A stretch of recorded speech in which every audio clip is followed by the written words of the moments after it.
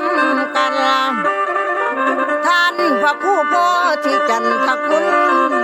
บรรยายก่อนกันถึงไทยให้นางได้กันตัวก่อนนอกแม่เอ้ย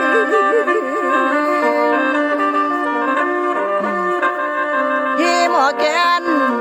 พยายามเป่าไล่กลางเต้นก่อนขันลำลวงกาลสินศิลปินเมืองโป่งลางเคยโด่งดังเอ้ยของแคมจับตาแนมยาลงส่วนสาธุชนให้ฟังเบิ่งยังบ่ทันขวัญเครื่องประวัติเดิมขั้นเริ่มเข้าขั้นของเจ้าทานพระครูหลวงพ่อพระครูโพธิจันทคุณท่านเป็นคนขั้นรอบรู้ผลงานเด่นเก่งจัดเป็นผู้มีวิสัยทัดปลายสูงได้ย่อยองตั้งแต่คลองทรงผ่าศึกษาทำบ่ลำลวงแม่นงานลาดงานหลวงมาส่วนวัดขั้นส่วนบ้านพระครูท่านได้แลนตางศาสนกิจก็บ่มีเมืองว่างทุกสิ่งอย่างท่านจัดหาพัฒนาวัดศรีจันทร์บ้านเมืองนาเจริญรุ่ง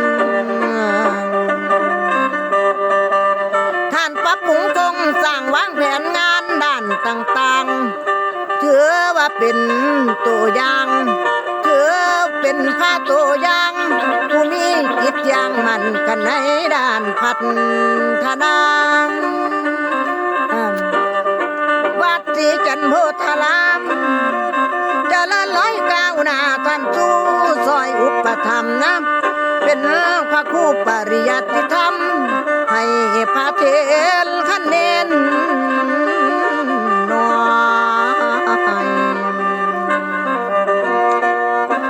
สมณศักดิ์เจริญลอยย้อนความดีท่านมีไว้เฮ็ดแนวใดสอบขับผ่านเด้อท่านเด้อเจ้าตำบลม่วงนางเมื่อทำเก่าหมู่บ้านประสานร่วมดอกหวมมือสุราศึกษาพุทธศาสนาวันอาทิตย์มีมาฮอดสู่มือท่านสู่ซอยคอยประสานวัตถุสถานลานวัดพัฒนาบ่เศร้ายังหอระฆังกำแพงหัวประตูโค้งงามสง่าห้องน้ำโบสถ์หรือศาลากิปาถะสงสิใส่พระครูใดดอกแดงสันเจ้าตำบลม่วงนางเมื่อทั้งเก่าขั้นหมู่บ้านได้สู้ได้เจ้าซอยใหญ่สู้ซอยย่างเต็มจิตสิทธิานุสิทธิทางไก่ได้ลังไหลมาโฮมทอนซอยปฏิสังขรณ์ซอยปัจจัยมาเพิ่มเติมมาทุกพื้นที่ย้อนว่าคุณความดีท่านพระคุณสร้างใบโยมไก่ไก่ได้ไทยทามแล้วฉันสังเวียนฝากบทก่อนเนื้อคาลำให้เลี้ยงลำน้ำประกบแน่เดิน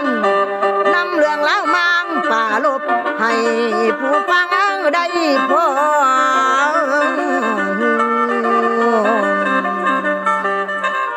เคยน้องคู่ผู้เขียนคนหน้าคือโจรคนบ้านป่าจานดอกโอชอมาล้างจับปากกาขันแต่งแต้มสำนวนแย่